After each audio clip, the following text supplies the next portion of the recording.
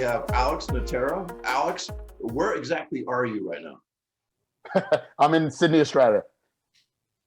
And is it Sunday? It's Sunday morning. Sunday morning. Sunday morning. I can smell the bacon eggs cooking in the kitchen down the hallway there. So I'll no doubt, hopefully, have one, and my sons haven't eaten all of them before when I finish. Well, this is the first time that I've ever spoken to anybody in the future.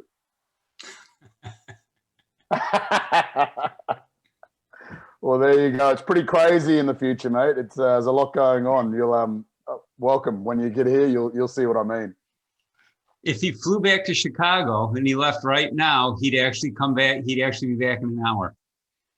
He'd gain an hour time, which is kind of that's brilliant. Christopher Nolan type thing. It really doesn't make any sense. Is that a great way to keep young? Yeah. Maybe I should do that. Just keep flying. Just keep flying. Fly east. Yeah. So, Chris, do you know anything about ISOs? I know a little bit. I can't wait to hear you guys talk. So, Alex, I've been a fan of yours for some time. I secretly watch your Instagram and all that. I love your stuff. I've been using ISOs for a long time as well. So I kind of want to go down your history about how you came about. Well, first of all, explain to everyone who you're associated with, who you've been associated with, that kind of stuff. So everyone gets an idea that we didn't just grab some random guy from Australia and found a good accent to have him on the podcast. Yeah, sure. I was originally a sportsman myself. I was a rugby player, again, from Australia, but I was playing most of my rugby in England. And after my rugby career, I then started in the S&C fitness world. So my first gig was with an English Premier League club in soccer.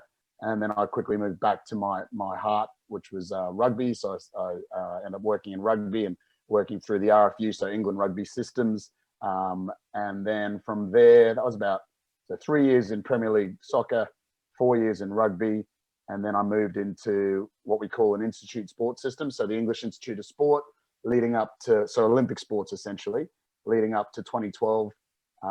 Shot back home here for a little while, worked at the South Australian Sports Institute for a couple of years, and then shot over to the Middle East at Aspire Academy. A good 5 years there within their institute systems and working full-time in track and field. Then through my institutes, I'd been in and out of track and field, servicing what I could. But you know, the goal and the desire to be full-time in track and field to learn with some great coaches out of Aspire drew me over there for that 5 year period. And then since I've come back and gone back into professional sport here in Australia, working in our biggest sporting code here, which is called the Australian Football League, AFL, working with a team here out of Sydney. And actually just recently accepted a new job, again, back in the institute system. So with the New South Wales Institute of Sport, heading up their strength and conditioning department with a nice sizable staff and plenty of sports to support underneath me. So I guess in a snapshot, around 10 to 11 years in institute sports, so Olympic sports, and 10 to 11 years in professional sports. A little bit of technical coaching thrown in there from a track standpoint, but a lot more rugby union technical coaching, so being a head coach and whatnot, and also a little stint in there in the academic world lecturing. Mike Boyle made reference to one of your papers, and it was about a pilot. What was? Yeah, that was reference. So that was a reference used within our article on a pilot study, essentially, where they just looked at different, I guess, mass on mass relative to body limbs, essentially, and that was born of a question in the applied world. Went over to I think the strength coach's favorite ologist is a biomechanist, and if they happen to have a real sense of passion or interest in strength and power, you can form a really good relationship. And Dr. Phil Graham-Smith was one of those biomechanists I got to work with. So I had a bunch of questions, and I would weekly go over to him going, I've got a question, and he would then go and give me answers, measure it, and do what he could. One of them was, look, I'm single leg squatting more than anything this particular sprinter, real power beast of a sprinter, I didn't want to bilateral squat him anymore because his numbers were huge. They're going up to approaching 3 times body weight squatting, and it just, yeah, it didn't feel right for me. It wasn't getting any faster. But I wanted to keep something in there at certain certain periods of time, and this was a single leg box squat in a Smith machine, and I'd either band it or go from a full box sit to make it more concentric in nature. Anyway, long story short, I didn't know what it meant though. So I didn't know what the load meant. So if I gave him 110 kilos for him to squat, what's that, 220, 30 pounds, I didn't know what that actually equated to because I wasn't going to 1 rep max test him. So basically he then came up with a system where we quantified on force plates to basically understand how much load is actually lifted on 1 leg versus 2 leg. It sounds pretty simple, but ultimately when you're lifting with 2 legs, the mass you're lifting is shared between both limbs and it's above the hip, and any additional load split 50-50. But when you're on just the 1 limb, you take all of the mass of the upper body and the free leg. So you're lifting all of that and any mass applied to the body itself. So the load's far greater. Anyway, that's how we got onto it.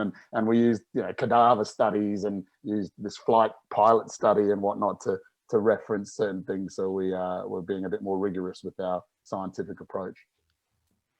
So in your travels, in your progression to the point where you're at now, how did you progress to isometrics? And isn't, from American standpoint, we all know that there's a traditional weightlifting model that you follow, whether it's NCAA approved or whoever your guru is. And having worked with people from Australia, New Zealand, and England, they see things completely differently than Americans do.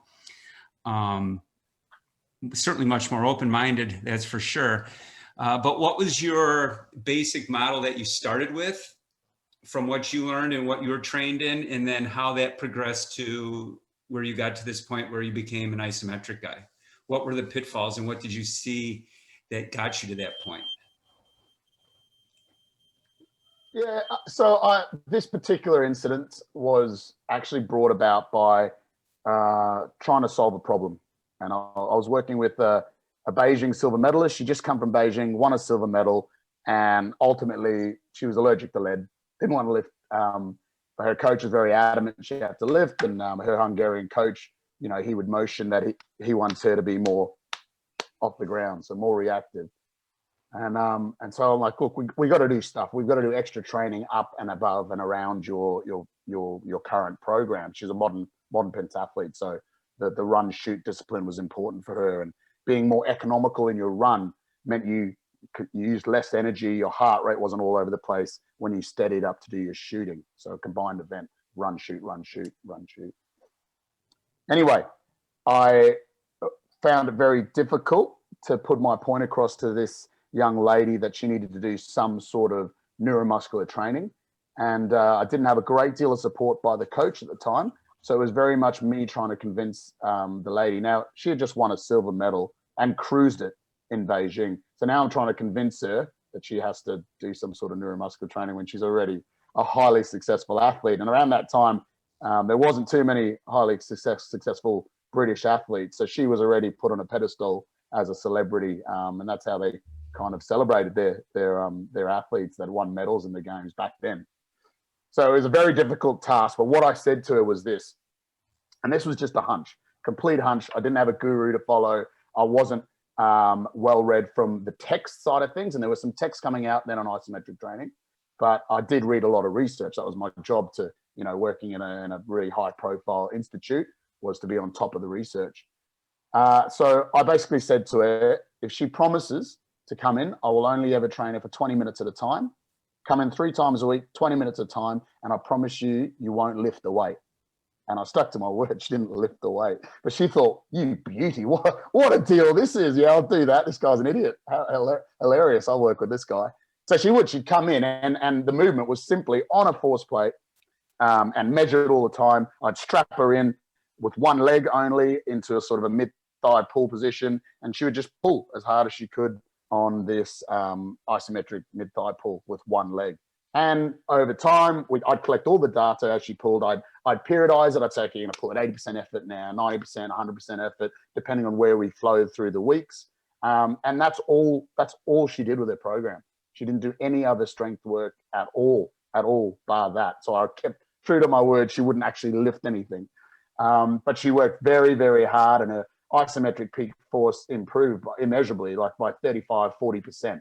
So that particular exercise itself, when it's a max effort over time, so I think it was around 14 odd weeks, we had those huge gains in her isometric midthigh pull. Now, in my mind, I was very much a Fletcher 2008 had done a study on, and I think I put it in the in my presentation with you.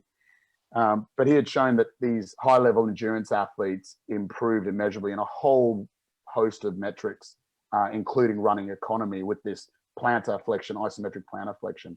So in my mind, I was like, okay, there's something in this. In my mind, I was also saying, look, she's not going to lift anyway, but actually I can get this and get the highest neuromuscular outputs I possibly can, and not get her sore, not get her annoyed. That wasn't entirely true. She did get annoyed, but that's fine.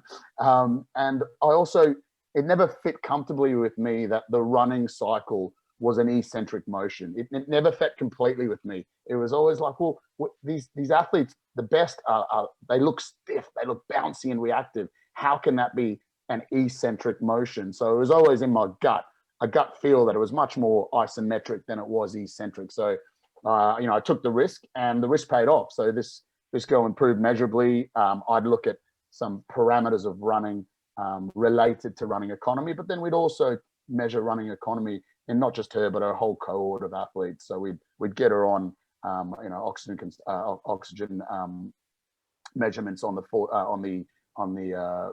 treadmills, and we'd look at her running gait across, contact time and stride lengths and stride frequencies at pace, race pace, essentially. So yeah, that was my first, exposure to it and trial of it. And then as the years went by, things would come into my mind where I'd be like, this is such a knee dominant action on this isometric mid-thigh pull. Can I change this? Or I didn't like the pull because a lot of athletes weren't used to it. They'd have to, try and get the stiffness out of their musculature and extend better. And, it was just more of a coordinated movement. So we moved to a squat, and it wasn't a bilateral squat. So we didn't have the massive high axial loading. They could get enough force out of it on an isometric squat and hold better positions without, worrying about their arms so much.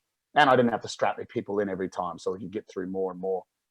And then still it was, this is so knee dominant. It's not getting enough in the ankle complex and probably not enough in the hip complex as well. How can I expand this further? And then over years, and I literally mean years, over 10 years process of then putting in new exercises, then to focus more on the ankle or the hip, and then to move them onwards too, to go, okay, well, that's great. These athletes have built up, like I said, the 35% changes in max force over time. Now, how can I make this more replicate of running, the pre-tension demands, the switching of limbs and these sort of things. So then the switches and the catches came in over time as well. And that's kind of the journey of it. Now, what I've got to say is it may come across that that's the only methodology I use, and it's definitely not. And I think we'll come into some of these questions come out, but it just forms another layer to the library of exercises that we can use. And I often now find myself looking at people moving and doing their plyometrics or doing them, and I identify that guy needs more ankle isometric work, or he needs more knee isometric work, and he or she, and that's kind of how I think now. And then I pull my little library book out, which might be a knee isometric push, and then he might start through a progression, working through over the years potentially up to sort of a knee iso switch. Alex, if you were working with a high school athlete that is new to isometrics, do you have a starter? Do you have something that, with just talking about the average high school track athlete, what would you start a guy with? I always start with the pushes and the holds. And for me, I almost see those average high school athletes a bit like team sport athletes, not NFL type guys, but the team sport athletes we have, where they're the first problem, if you want to call it a problem, is their ankle. So I I almost always, if there was a go-to, it would always be some sort of ankle isometric holding. And the pushes really are a way of quantifying load. That's simply it. Pushes are also, so remember that's the immovable one. Pushes are also an exercise that can be used all the time in terms of you could get, sort of straps, cargo straps, tie downs, things that you could use. So that becomes just a really flexible option, if you know what I mean, to be able to use isometric pushes often. So an ankle iso push, you can do anywhere. But an ankle iso hold is the bang for buck for me, and they get a lot of purchase out of it. These young, undeveloped or team sport athletes who just got sloppy ankles, they seem to get a lot out of those basic movements like the iso hold. And Chris, you've preached that for a long time now, right? Yeah. Yeah, the ankle would be the go-to for yours as well, Chris? Yeah.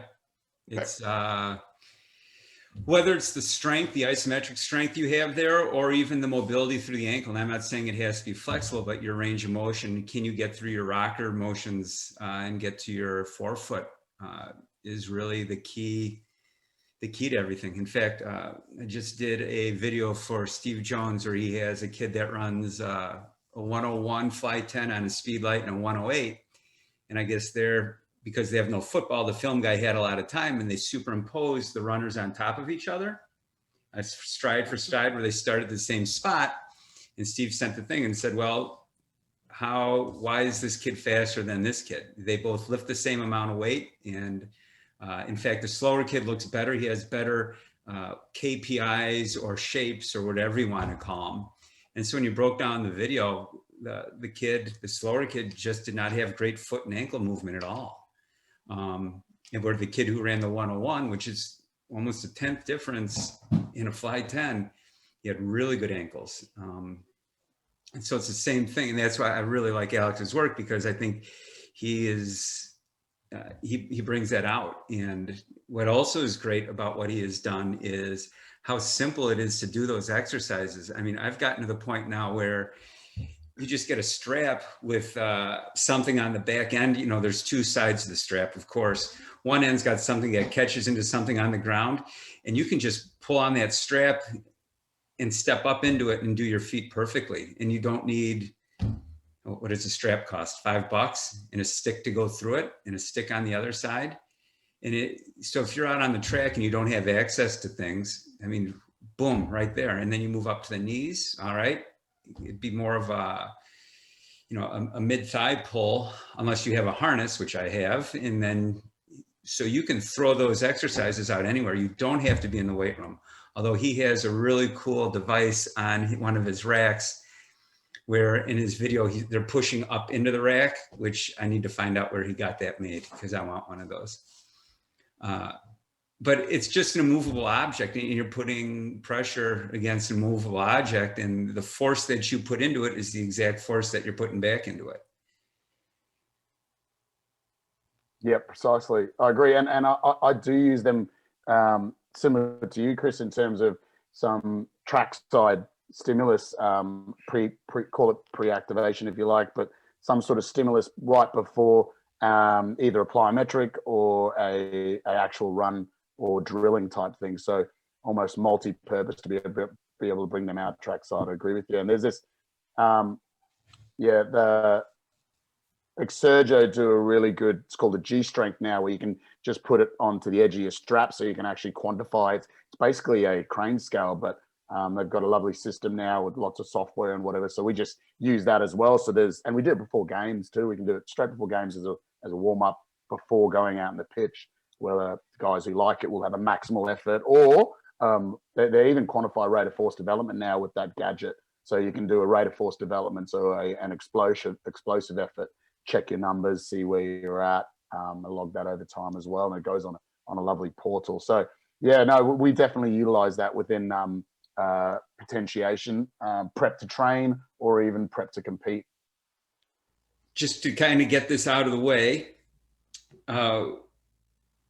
what do you think this is replacing the traditional weight room? I know the answer to this for me, and I think a lot of people, some people give me a hard time, or Cal a hard time about it, but what does it replace for you in the traditional weight room? So it essentially can replace everything. That's what I was trying to get at in the presentation. That it spans quite a lot of all of that general to special type of training. I have on occasion, there's one particular sprinter I remember where I'd bring him in GPP and he'd probably only do traditional lifting for 4 weeks, and that was it. He'd regain all of his traditional strength in that time period, and then he wouldn't do any barbell lifting as such. We might do some like squat jumping, maybe some light, it's like small volumes of Olympic lifts, but the bulk of his training was isometrics, and it was for all of knee, ankle, and hip, and we'd work through the whole spectrum. And there's times that's happened even in team sport. If they're very strong and very powerful guys, I don't feel the urge or the need to keep pushing that boat out. It only comes at a risk for me, and it's time costly and it's energy costly.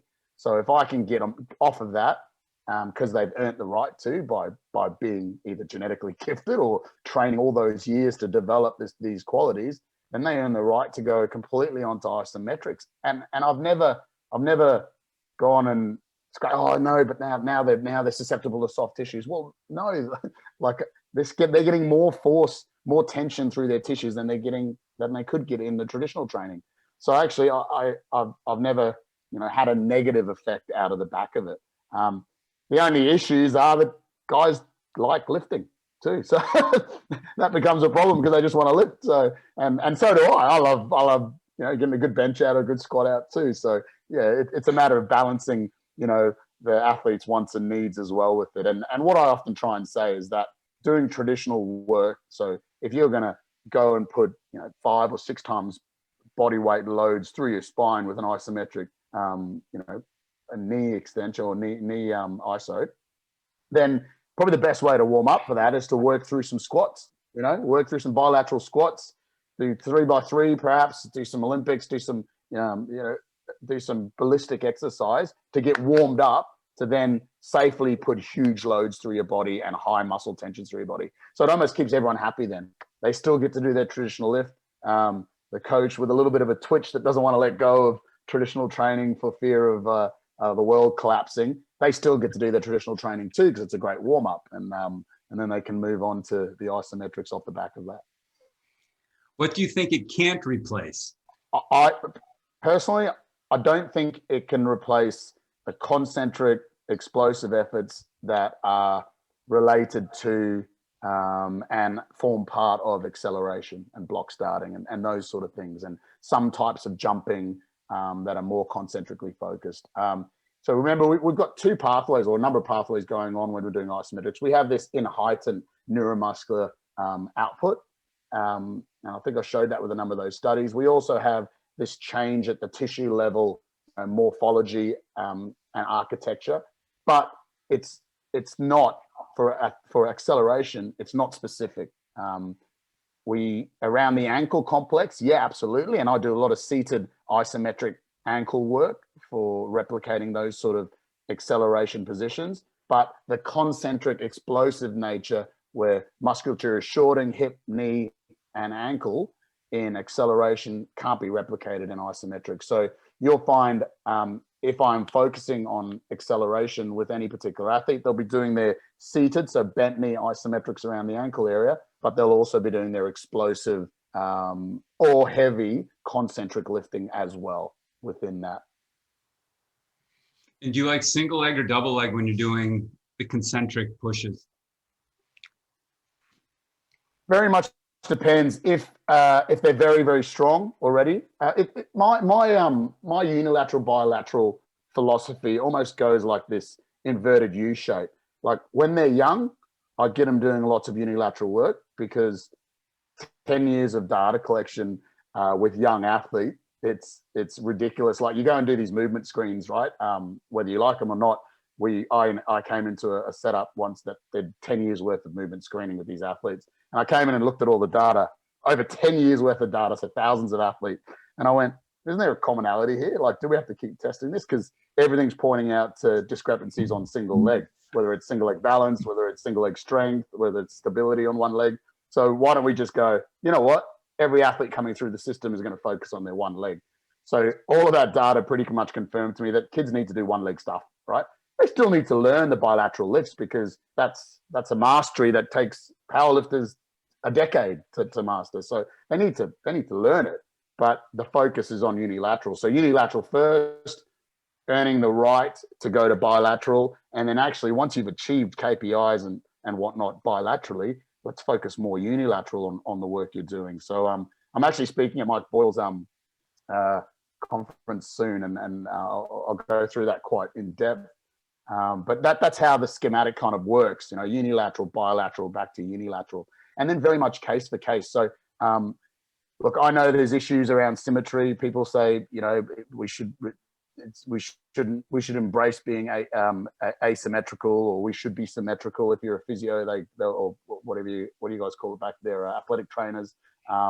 Everyone wants to be symmetrical. Coaches are pretty happy with a level of asymmetry, just finding out your own course to move effectively. But for me, particularly in the rehab setting, you know, I want them to get back to as symmetrical as they possibly can. It also still just makes sense to me if they're 20% asymmetrical to try and pull them closer to 10%. You know, it just makes sense to me. That maybe is my my bias there. So when it comes to unilateral work, that becomes a mainstay as well. However, if I was looking at a system, if you want to know briefly how my system might work, I'd be doing plyos and medicine ball work. I'd then go into traditional complex, a heavy strength and heavy power complex. And then all of my accessory work, all of that, including isometrics and my transfer work, so I call it link training, that normally occurs after my complex of strength and power. That link training is all unilateral. And my plyometrics move once they've progressed to unilateral.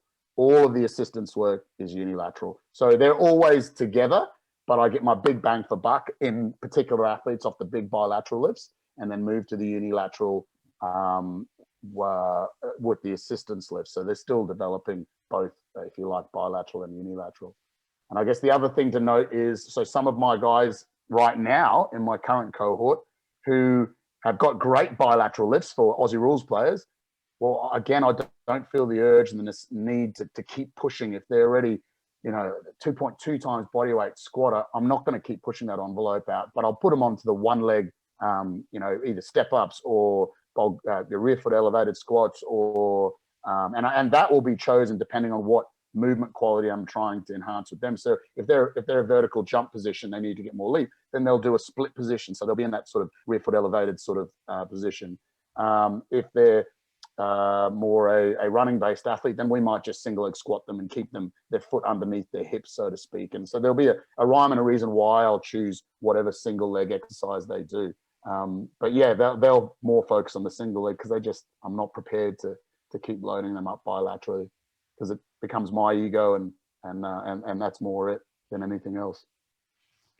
Alex, for an American football coach, especially at the, well, I guess, high school and college level, they're so focused on their players getting big, you know, on putting 20 pounds on, 30 pounds on. Can you speak to what isometrics can do in that regard? Yeah, isometrics is not my go-to to get people big, for sure. It's a great tool, again, in the return to play, return to train process when it might be contraindicated to do sort of traditional lifting, isotonic lifting, concentric, eccentric. So then it helps in that regard. It can help to put on some change in cross-sectional area. But the biggest go-tos to cross-sectional area for me is concentric, eccentric lifting. So putting high levels of tension through your muscles with those lifts. They always seem to be more effective. And it looks like that from a research standpoint and certainly in the practical world as well. I hasten to add eccentrics. It's not something I don't talk about often, but eccentrics forms a very, very big part of my isometrics, by the way. It's just that's a whole nother topic of conversation. And a lot of the evidence there, people are hardwired, and I think it's because of some pretty poor study designs in the past that have alluded to eccentric training being really really effective at producing, greater cross-sectional areas and increasing muscle volume. But that's not actually the case. Most of the science discredits that. Eccentrics actually isn't a great way to put on muscle mass. So it steers more to concentric lifting being the most effective way to be able to increase muscle mass. So that's, if they're the ones, if football players want to get bigger, then you'd utilize your concentric muscle training methodologies. And eat a lot of food. And he eat a heap ton of food and rest and do all the other stuff that bodybuilders do. Yep. Get up at 1 o'clock in the morning to have your food because get your protein hit because you haven't had it for 4 hours and all that sort of rubbish. It's all good. So what do you do when you take your athletes out onto the track or out to sprint? What kind of work do you do with your sprinters or your fast guys? From isometrics or just in general? Just after you come out of an isometric, or however you work them in, what are you doing with the guys that need to move fast? Guys that move fast. We've got some well, first of all, it's deciding what they need. So in my mind, I classify these runners, different runners, team sport athletes, even sprinters, as three. I don't like it, but 3 different animals: a warthog, a stallion, and a cheetah. And the cheetahs are generally these guys that would have come down to, I don't know, under 15 soccer, never trained in their lives, and they're the fastest guys out there. They're just genetically gifted beasts. You got these stallions who are hard workers. They've got some genetics with them, but generally they just work hard, and so they push their ceiling to get their maximal outputs and realize their genetic capabilities. And then you got these warthogs where they got nothing. They got absolutely nothing.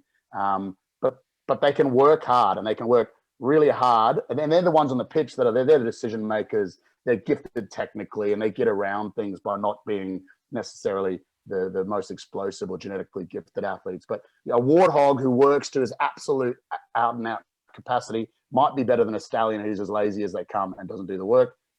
Likewise, a stallion who works to their absolute capacity. And when I say works, I'm not talking about hard work. I'm talking about doing the right things to optimize performance. If they optimize, the stallion optimizes his performance, he might be better than a lazy cheetah as well. It's just that genetically gifted guy has got the genes. They might outweigh each other. Once I work out what they are, and it's pretty simple to work out what they are within about 3 seconds. Once I work out what they are, I then prioritize what's more important for their development. So for me, a warthog, well, they don't have the physical qualities. So I can run them all I like. And I've done this so many times and made mistakes through it and drilled them and sprinted them and got them to a point where they've done some really good high quality training and they've gotten better. Of course, they're going to get better. They're doing a really specific movement that hits the neuromuscular system and the tissues in a really specific way. And they get better, but they never get as good as when I take that warthog and I develop their physical qualities in the gym, whatever those qualities might be that they're lacking, and I quantify that, measure that, and develop and put programs in place. Develop those qualities so then they can utilize it within the specific actions on the track or the field, so acceleration sessions and so on. Something like you were just alluding to before, Chris, this ankle collapse maybe in, I did this one guy, he refused to do any strength training in the off season with me. He said, no strength training, Alex. I want to see you one-on-one.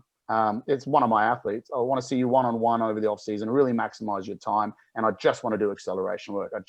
And his very first week, I looked at him, he ran through and I looked at his videos and I went, mate, if we don't address this issue in your ankle, it doesn't matter how much acceleration work we do.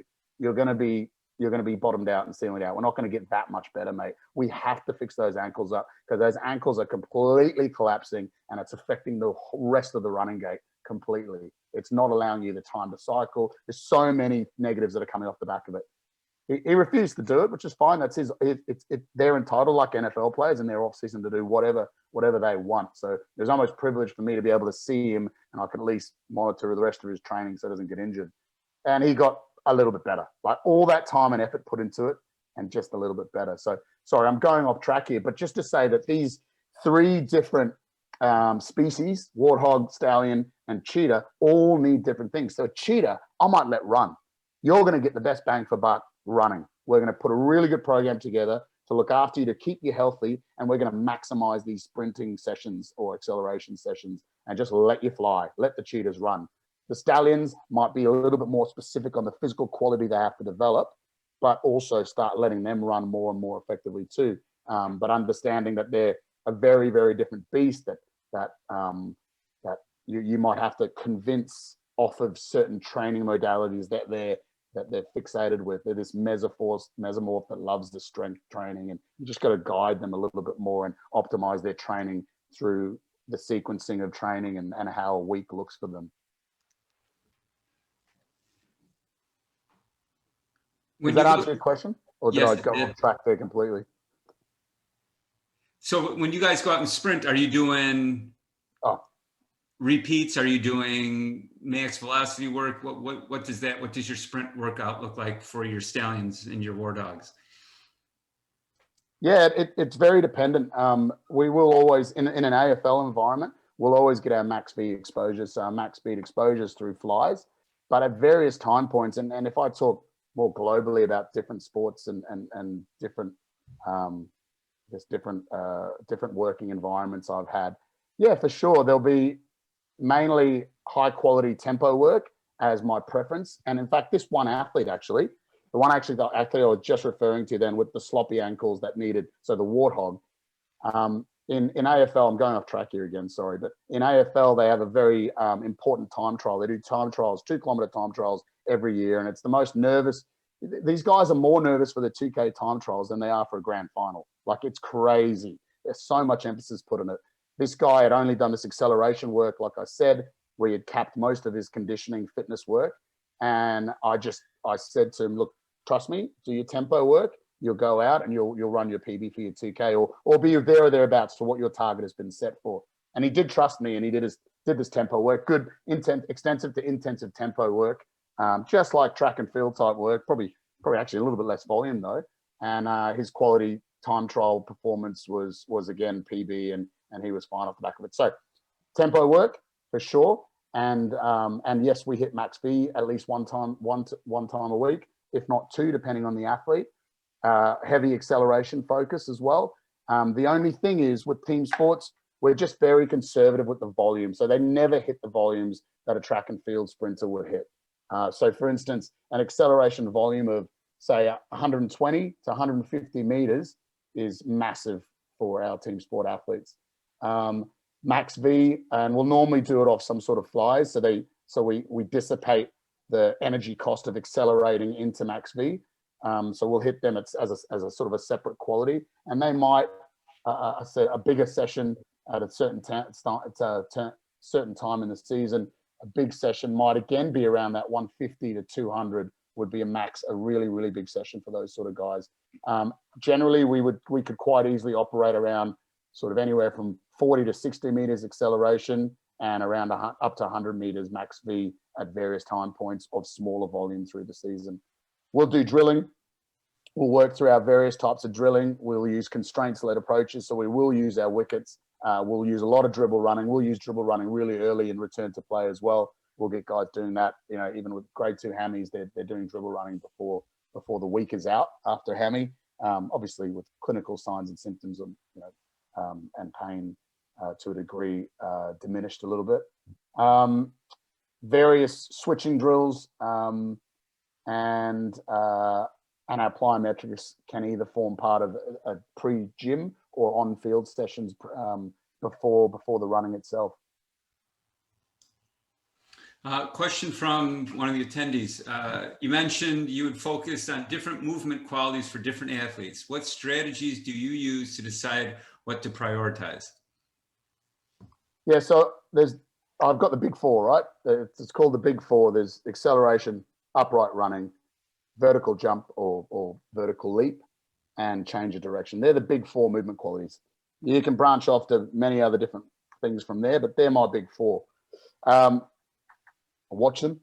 I speak to their coaches. Where are they deficient?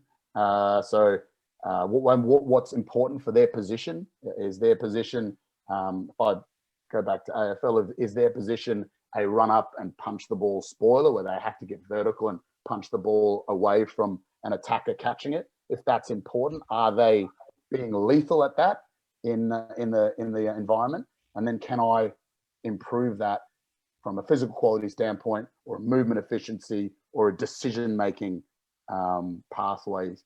So, and the same thing with this acceleration. They get the ball. Are they explosive? Do they head off in the right direction and start losing people straight away, or do they get caught quite easily? Is it a positional thing once they've caught and the position they get into to start moving, or is it just they lack the physical quality itself in acceleration? Upright running, very simple there. We take them through, videos. We take them through different technologies we might have too, to have a look at what they're like and the different parameters around upright running, and then improving them. So then obviously if it's upright running, you can guarantee I'm going down the run specific isometrics route. What have I left out there? Change of direction. Yeah, have they got the basic qualities of change of direction? Now eccentric comes into the framework very importantly for change of direction, and also vertical jumping, that penultimate leg, and any of the deceleration aspects where eccentrics are important. So then I start driving down that route. So I'll look at the physical quality based off of whatever the movement we're trying to enhance is, and then I look at training that movement, but breaking it down into small segments in the gym. Absolutely. Remember, after my complexes of strength and power, looking at breaking down these movements in the gym and then putting together over time in a progressed and periodized plan. And then having segments, trying to convince coaches to have segments within the training environment as well, where we can work on these drills with more chaos, the areas and where timing's an issue, where decisions need to be made. And so that all comes into this big parcel. And unfortunately, some go, you know what, you just happen to be a very talented player. You can kick straight, or you can do whatever, but you need all four. So then it's about, okay, what is the most important? Because I can work general qualities around all four, but I can't be specific in all four, every phase of the year. But you'll find some things go together well, like vertical jump and change of direction, that deceleration before going vertical, they can get grouped nicely together. Sometimes acceleration and upright running can get grouped together. Well, they do it in track and field, don't they? So they can get grouped together some way as well. So you start looking for patterns on how you can do multiple things, or how you might be able to progress things moving forward. What is your typical length of max speed fly? We go from 5 meters to I'm hugely conservative. So I start the preseason at 5 meters. It's literally 2 strides. That's nothing. Then we go to 5 to 10 to 15 to 20. And I'm pretty much there at 20 meters. Sometimes go up to 25 depending on the athlete, but that's my fly. That's about it. And we'll have a roll in of about 20 meters. Yeah, that's interesting, because there are track coaches on social media that are relentless at fighting people that the 10-meter fly is total BS. And if you're not going at least 30 meters at a max sprint, you're not doing it right, and all that kind of stuff. And I find it to be a really tiring argument. Yeah, I personally don't know why it's an argument. I know if I went straight into the 20-meter with my boys, I'd probably lose my job, and that would be my last session I ever did. But B, I just wouldn't be comfortable exposing them to those max V, giving them that sort of exposure to max V off the front end of my progression. So like I said, I'm just conservative. I'd rather have an athlete on the field and lose 2 weeks of being conservative than have them off the field because I've decided to do a 20-meter fly with an athlete that's also doing a 40-kilometer week of training. So yeah, I don't. Might it be better? Well, absolutely. Of course, we'd like more exposures, longer distances in max V for them to achieve the max V. But at the end of the day, 2 strides at max V is more than what they got beforehand. So I'm happy to do that for a week or 2 and then move it to 10, 15, and 20 and upwards. So, yeah. What are some good coaching cues for your plantar flexion and your knee extension ISOs? Where do you see people screw these up? A better way of looking at it. Yeah, I do see a lot of videos. I try and I'll put a videos that I like in my storyline. Like I'll go, yep, and put them into my storyline. The ones I don't, I generally just keep it quiet and just like it for them having the attempt. And but often I see far too much plantar flexion in the ISOs. People, at mid starts, it's around 5 degrees plantar flexion, but people seem to really look at this short position. And if you go back to my presentation, I'll definitely talk about these longer positions having more favorable adaptations at a morphological and architectural level. So I actually work at the long positions early GPP. So I'll actually have them, heel below a box and pushing in a movable object or holding, or if they're doing ISO holds, holding in that position. Then over time, we come up to the specific angle. So heel just above box. When we're doing pushes, I try to cue them to lift their heel. So to calf raise.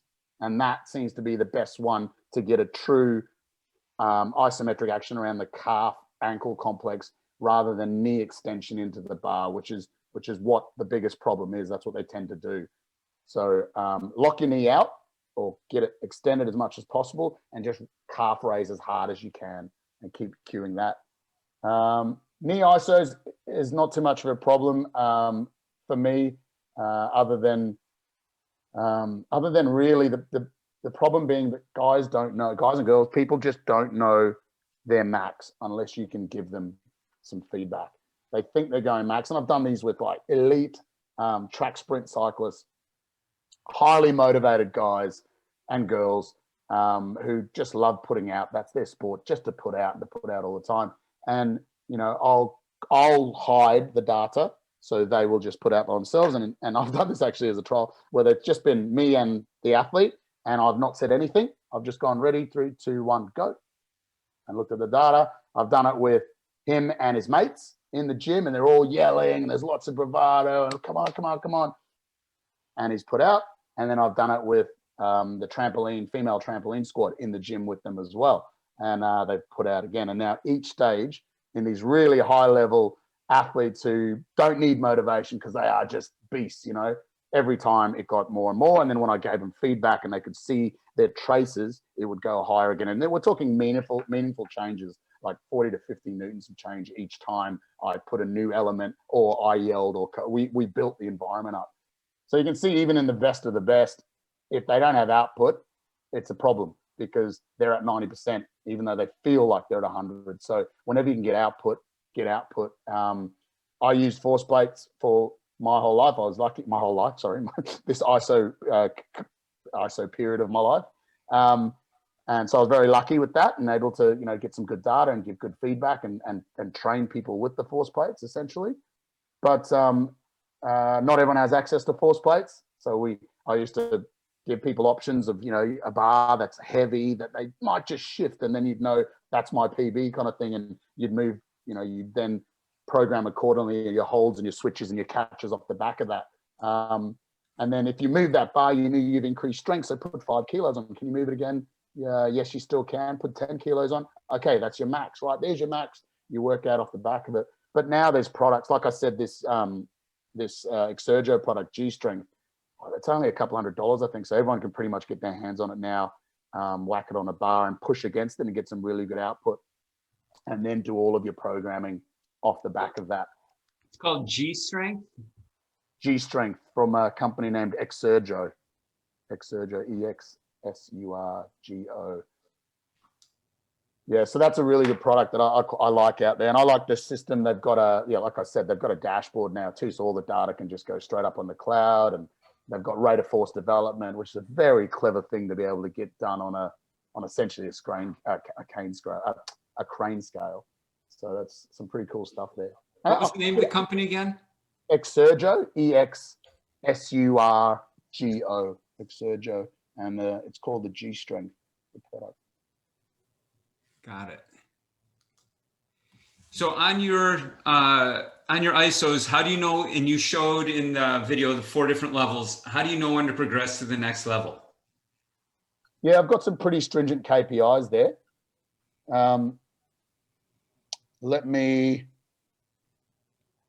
I should try and bring it up on screen. No, I won't bring it up on screen just to save time. But yeah, so let's say, for example, an isometric knee push For strong people, I've seen guys go up to 6 times body, freaky strength. Females as well. There's no difference. They just relatively can be as strong if they're at that elite end. But let's say the range is from 4.5 to say 5 times body weight on really strong people. No, that won't be a good story. Let's go for moderately strong, developing type athletes, but they're strong. They've been training for 3 or 4 years, this sort of thing. Now, if they're still pushing 3 times body weight on their isometric push, then they're not going beyond holds. So holds, the heaviest holds you'll do will be 80% of that load on an isometric push, right? That's the heaviest load. If they're still at that level, then they just need to keep getting stronger isometrically. And we don't have to be too worried that it's not specific enough, because it's a hell of a lot more specific than traditional training. And I've seen, I think I might have discussed it on the presentation, I'm not sure, but IAAF, current IAAF in Doha, the last World Championships, we end up getting this particular, working alongside with a coach, end up getting her over a 2 or 3 year process where she had been completely stagnated in her 100 and her 100-meter hurdles. Significant improvements, and the only change to the program was this implementation of run-specific isometrics and some eccentrics, the eccentrics that goes along with the isometrics, to be honest. Now, she had a huge improvement, qualified, got in the finals at IAAF, and fantastic result of her. Now, she had 2 to 3 years to work on her run-specific isometrics, but I think she only got up to the switches just before Doha. So she spent a hell of a long time on the pushes and the holds and got huge benefits from the pushes and the holds. So there's no reason, and she was strong. So her numbers, she was one of the ones that was up around that almost 6 times body weight in the iso push. So, but she still stayed on there. So it's specific enough because the length tension relationship is bang on, spot on, and the actual muscle action is spot on as well. So instead of necessarily having to move up, do your rate of force development push work rather than the max push work, and you can get heaps of gain in that area. So in other words, if you're still at 3 times body weight as a developing an athlete, I think you need to get to 4 and above before you start thinking about moving through into the switches. Now, that's not to say you can't do light switching, because I think developing all the skills across the continuum, except for the catches, is important, but you're not going to get your bang for buck out of switching at this standpoint because you just haven't got the qualities yet. So just build those, the push and the holds up over time, get up to above 4 times body weight, and then you can start getting into the switches with good load that's going to be challenging, that you can push the boundaries a little bit more on. And then the same thing happens all the way through the other exercises on the ankle and the hip as well, without going too much into it. But I'll tell you what, I'm very happy to attach some KPIs, just a one page of KPIs to show when you should progress through the continuum, if you like. And the girl, you're doing this on a force plate, right? That's how you're figuring out it's 4 times. Yeah. Yes, right? Exactly. Yeah. But I think use the products, use the G strength, if you like, to find that out as well. I think that's one thing that people get wrong about doing isometrics and eccentrics is the amount of weight that your body can actually handle. And I think that's one of the shortcomings as a coach, is you're afraid to put that kind of weight on a 140-pound girl's back or a 160-pound junior in high school. And they're like, well, I'm not too sure about this, or I'm not too sure about the force involved here. And I think that's where people kind of lose, or they get good bang for the buck initially, but then it falls off because they're afraid to really push how much it can go. There's a company in the States, it's called OsteoStrong. Are you familiar with them? OsteoStrong, no. So it's kind of, it's not great for us, but it's, I think Elon Musk is involved, and it's a way to exercise for older people. And so I've been to a couple of these gyms. If they open one here, I would join, but it's basically, I think he's got it down to 5 movements, and it's against a force plate. And it's all about how hard you can push into this plate for, 5 or 8 seconds. And it was, so there's one by my brothers. I did RPR clinics there, and I'd go out there and I'd work out there. And it's amazing how fast you improve on some of those lifts. Theirs is a basic leg press. It's a chest press. There's a flexion, a torso flexion thing. But it was incredible how fast those numbers went up. and again, to my point was, well, first of all, it's for older people because it strengthens bones, and that's one of what they're trying to do with it. And it's, we work with younger people, you don't need to worry about bones, but we really do. But again, how fast and how strong you get when you do it properly.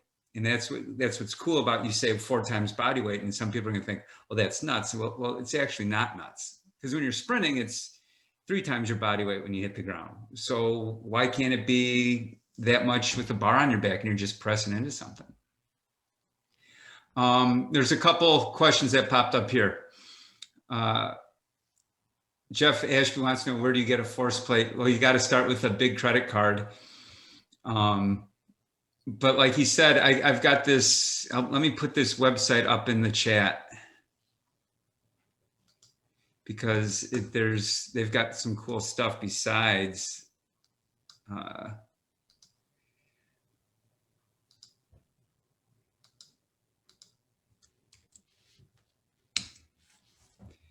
And then have you experimented with using ISOs or other exercises to improve kicking technique in soccer, rugby, or American football? Sorry, you just broke up on me then. Have I experimented with isometrics? If you experiment using ISOs with other exercises to improve kicking techniques for soccer or rugby. No, I haven't. Those researchers. So a good guy to speak to there is a guy named Danny Lum out of Singapore. He's my hero. He's modern day isometrics for performance guy. I think he's the head of S&C at Singapore Institute of Sport or something. But he's also a researcher on isometrics. And he's the best man to go to there in terms of using isometrics for a range of different sports. And again, this now doesn't become specific anymore. So run specific isometrics, as the name suggests, it's specific to running. And that's why I did it. And you know the whole story why I did it in the first place, to solve a problem with this modern pentathlete. Now, doing isometrics for other sports to enhance that performance, that's not why I do it. I don't do it, but I see it being very potent. And that's why I showed some of those researched these research articles in my presentation, and it shows a range of performance changes in team sport athletes, in this soccer one, this kicking performance. I think Chris actually put it in a little snapshot on Twitter just then. Granted, they were very amateur athletes, so I'm not going to, you could do anything with them. Run upstairs with a medicine ball, for example, and they'll probably get better at a whole heap of different things.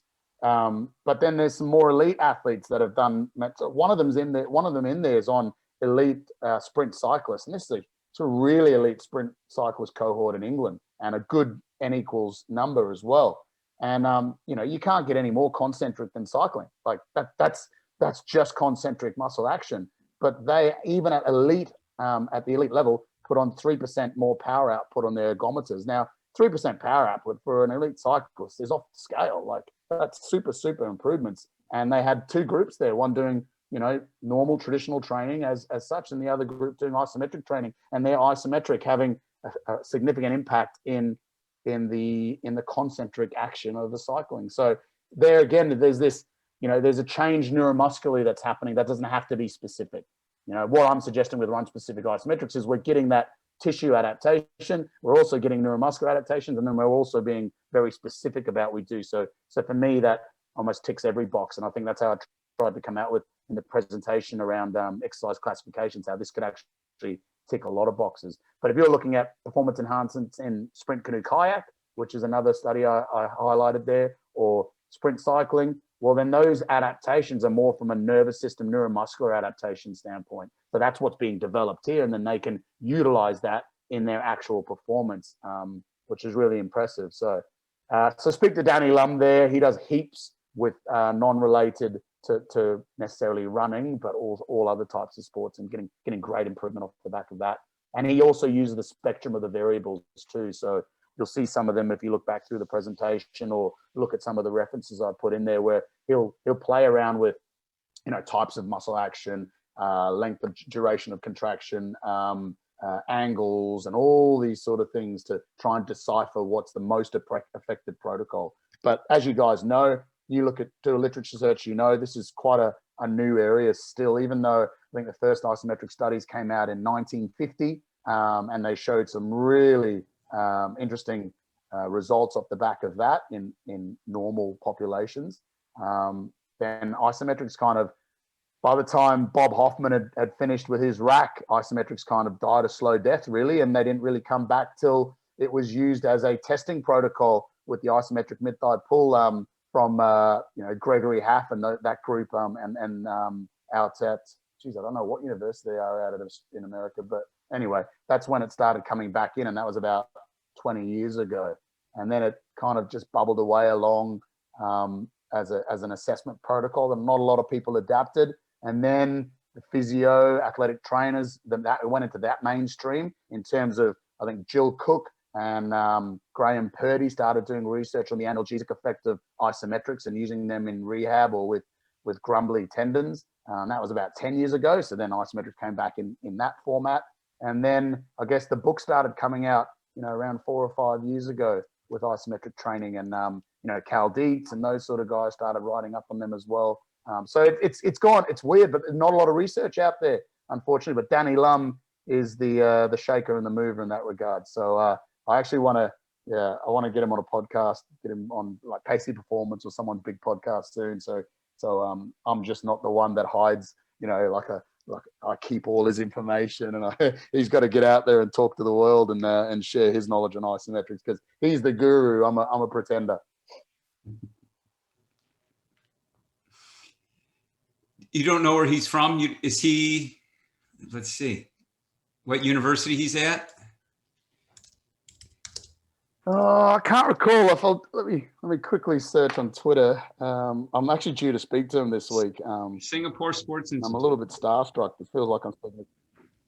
Oh yeah, he's publishing out of there, is he? Yep. Yeah. Okay. Yep.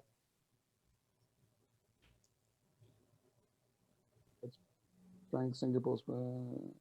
Oh no, you know what? I think he's doing a lot of his PhD though with Edith Cowan in Western Australia. I just noticed that one of his publications recently was with Greg Haff and those guys out of Edith Cowan. So I don't know where he gets his research ethics and stuff from, but yeah, he's got a great review out on isometrics, and I've referenced him heaps through my Prezzo. So have a look at his recent, I say recent, probably 1.5 years old now. Have a look at his research review, literature review on isometrics. Do you do any isometrics for your upper body?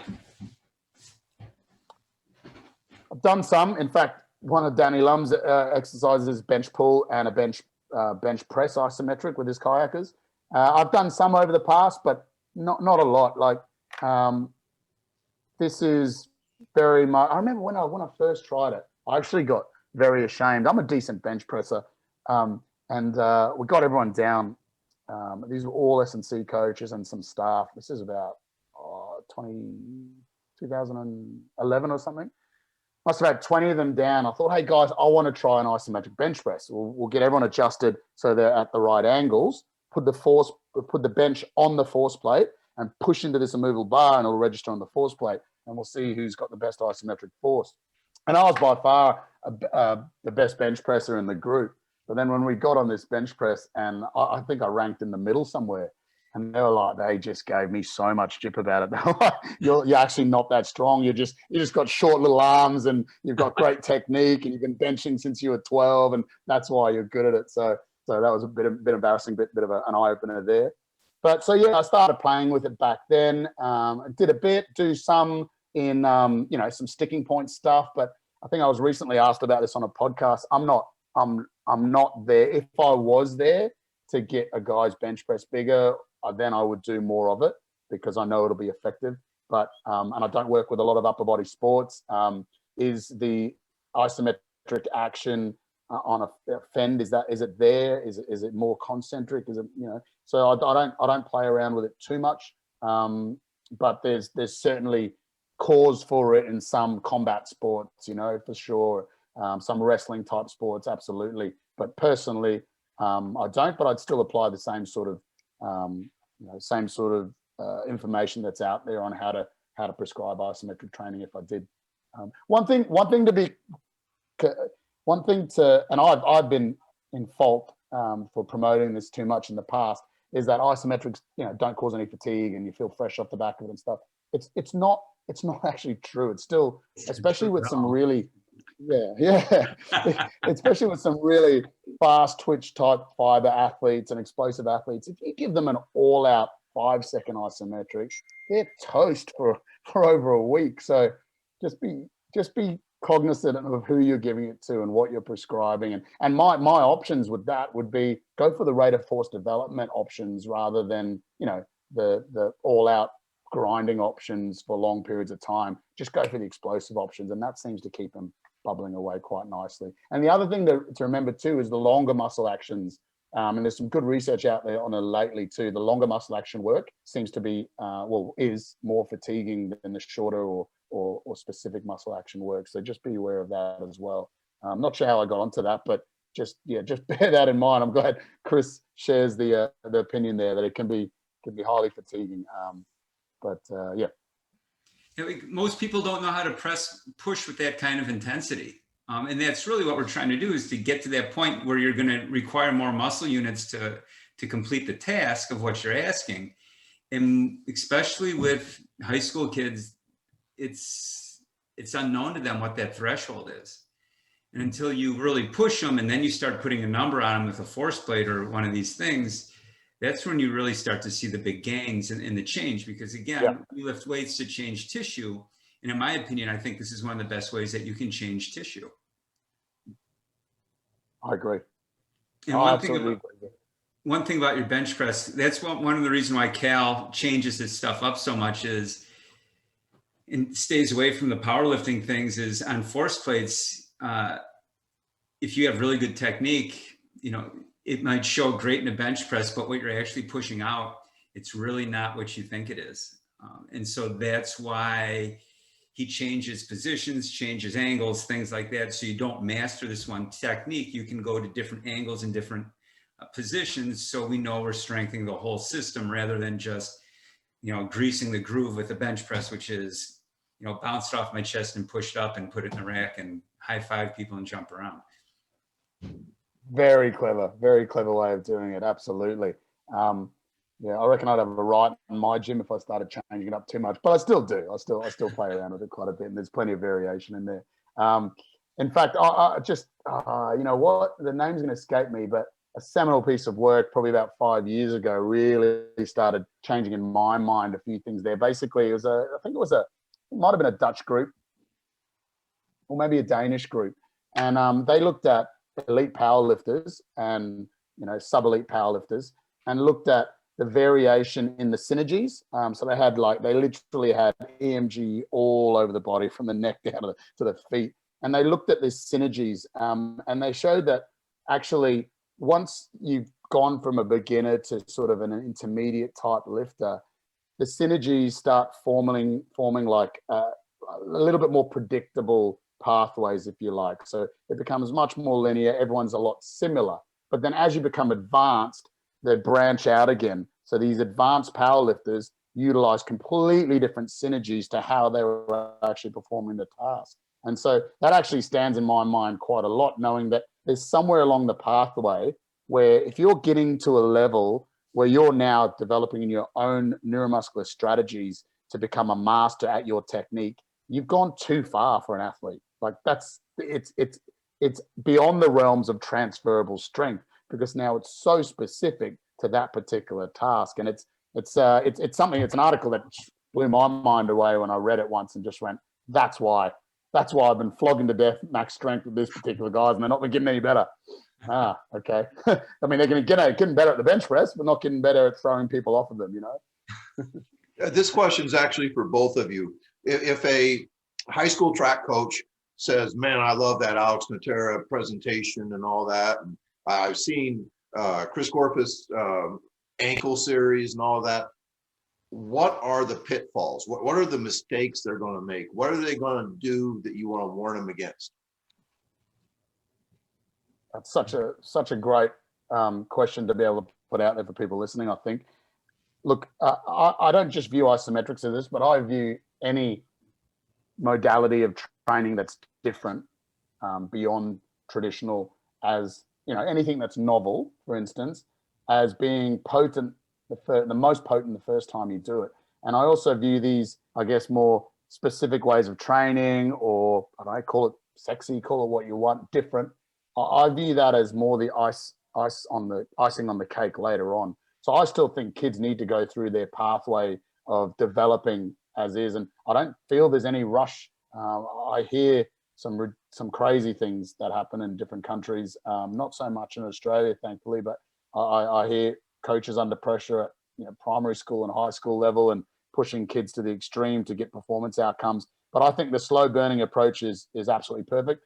I think earning your stripes, moving better, slowly getting stronger just at your body weight, and then getting stronger and jumping more and jumping and landing effectively, and then getting stronger and learning your skills and your technique with the barbell. I think they're all the primary things to get done. I don't think there's any harm in starting to learn higher intensity skills, but not putting such a massive emphasis on it. So if it's isometric training, why not learn? Why not develop some of those tissues that are going to actually protect them? Like Chris was just saying, that it's probably one of the best ways to develop tissues. And if you have a highly developed tissue, you've probably got more resistance to strain and injury. So why not do some of that work, but more from a tissue focus rather than a big neuromuscular output focus? So yeah, even though you don't know your capacity in terms of your isometric push to then quantify your loads and your holds, that's fine. Why don't you start with a long time under tension hold of 30 seconds? This is long for me, you know that, from my article, from my prezo. But you might start with a 30-second hold, and then you might add 5 kilos while you're holding that, and then 10 kilos, and then 20 kilos, and then you might drop it down to 20 seconds and add 40 kilos. And it's going to be sub-maximal, and that's absolutely fine, but you're still going to be developing the tissue. And some of those research articles or I guess examples on the variables of training that I put out in the presentation show that some of these long time under tensions are great for tendon morphology, and working through you know, more of a lengthened range are great also for the tissue development side of things. So there's no reason why you can't be implementing them to protect them, but then to use it as a real performance changer, well, save it. I reckon save it, because it's going to be so much more potent a little bit later on. And like Chris was saying, with that new training modality that Elon Musk has brought out, like when it's introduced, the gains are phenomenal in terms of just straight out isometric peak force changes, 30-20% changes, you know, within a couple of weeks. So that can be quite potent as well, you know. So yeah, I mean, that's my thought process on it. I don't think you have to go all out there. I wouldn't go to switches and catches. Go to holds, go to light holds, longer time under tension holds, and slowly build up your weight bit by bit, learning the movements, because they're challenging on their own. An isometric bridge, for example, the hip isometrics, is challenging on its own in one leg. You know, that's enough load potentially. You get a kid holding that position for 30 seconds, they're going to get huge amounts of strain across that posterior chain. So yeah, we don't have to get sexy with them, but there's no reason why we can't introduce them from a tissue building standpoint. Am I supposed to go now, Tony? Yes. I would say to not be sloppy. Define sloppy. What do you mean by sloppy? When you're gonna take the weight, that you have good posture. If you're on your feet, that you're not in a horrible foot position where you're way off on the side of your foot. You know, all the little things that would be a natural cheat pattern or a natural compensation pattern, and we don't want to strengthen that compensation pattern. I think it's a great opportunity to put someone in the perfect place that you want to be and assume the weight and then strengthen that, because ideally what happens is the stronger your body gets in a certain position, it's going to want to go to that position.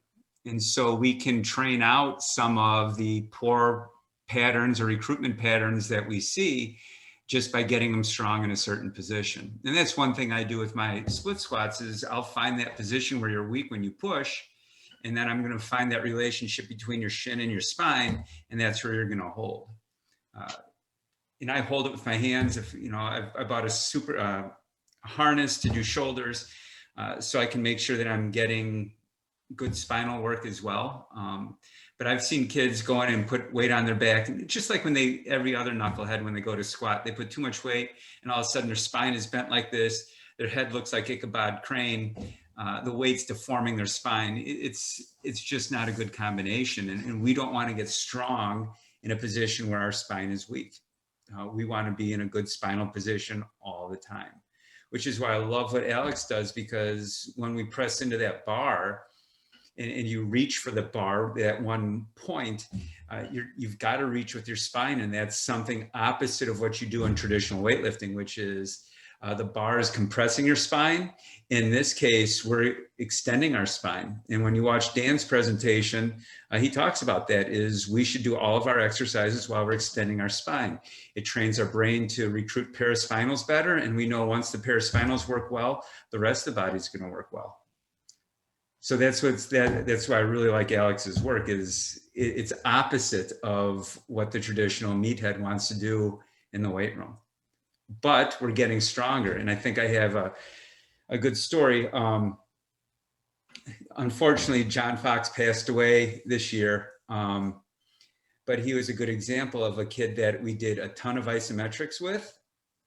And one day the football coach was shooting his mouth off, and I don't know how it got to this because I normally don't get into these pissing contests with someone, but I'm just going to shut this dude's mouth. And I said, all right, where's your best deadlifter? And here comes this big fat lineman, and he pulled like 365 off the ground. It's like, woo, yeah, great. And so here comes John Fox at 165 pounds, and he pulled 455. Oh, fantastic. And I said, well, that's what isometric strength does. We've never squatted. We've never squatted one day. He's never pulled a weight off the floor before. He just walked in and stood up with the weight.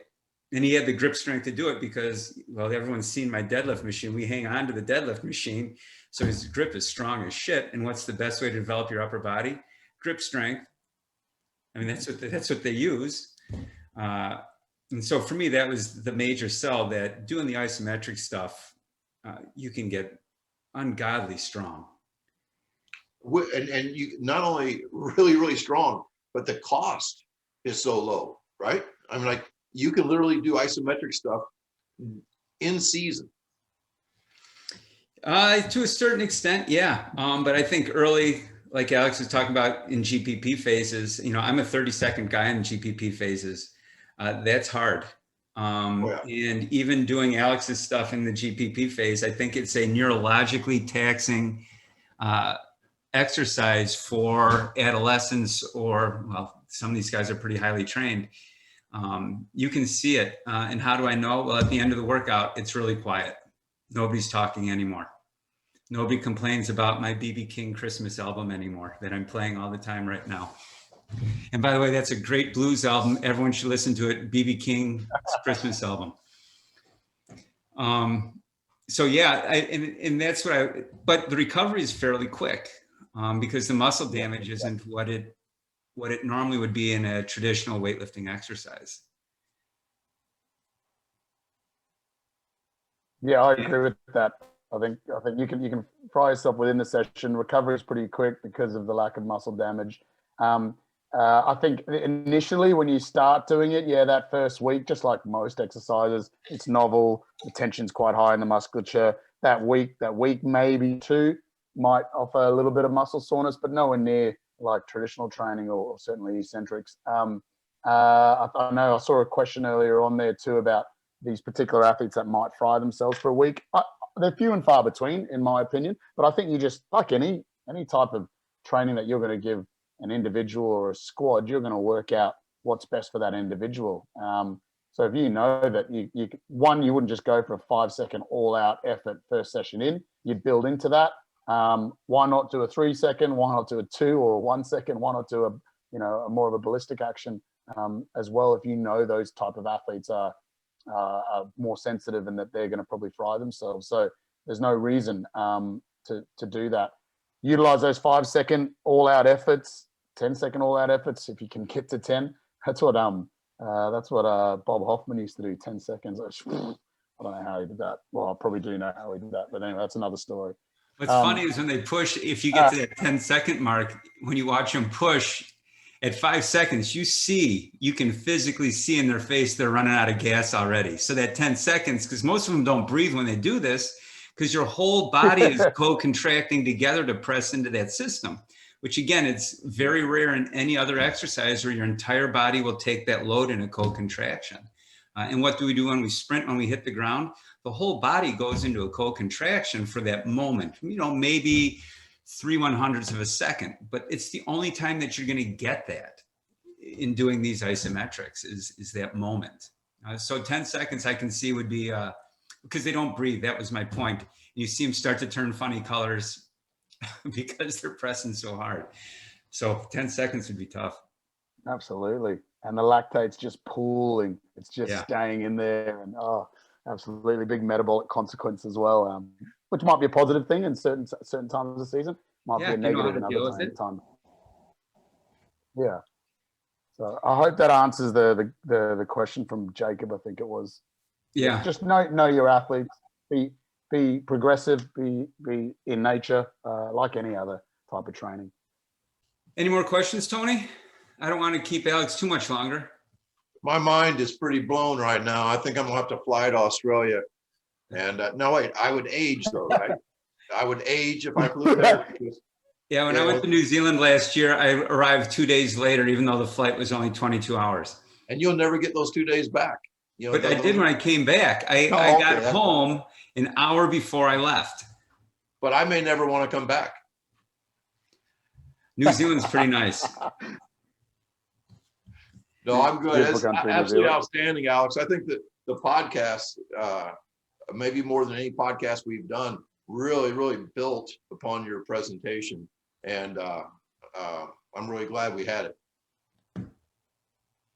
Oh, good. Thanks. I hope that doesn't mean my presentation was bad then. No. I appreciate it. I understood exactly what you were talking about in the grocery stores. Because like I said, last year I was in New Zealand with John Cronin, and he took me grocery shopping. And it's like, there's no rhyme or reason to anything here. They just got stuff laid out everywhere. Like there's no grouping of things. You're walking around like, I can't find anything here.